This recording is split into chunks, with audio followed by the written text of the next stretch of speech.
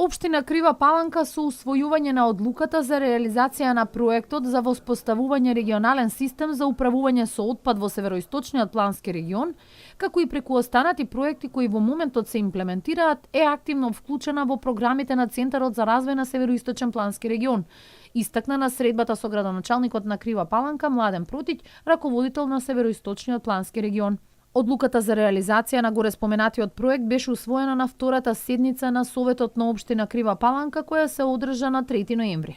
Средбата пак со Протиќ се одржа во насока на усогласување на активностите за свикување конститутивна седница на регионалниот совет на североисточен плански регион.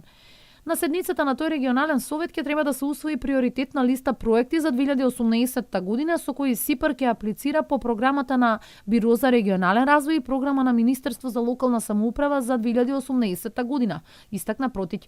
Во регионалниот совет на СИПР членуваат сите 6 општини од североисточниот плански регион: Крива Паланка, Куманово, Кратово, Ранковце, Липково и Старо Нагоричане. На седницата на Советот на општина Крива Паланка беше усвоена одлуката за спроведување на проектот за воспоставување регионален систем за управување со отпад на североисточен плански регион, финансиран во рамки на ИПА-2 програмата, со кој се предвидува изградба на регионална депонија во местноста Кршање, Свети Николско.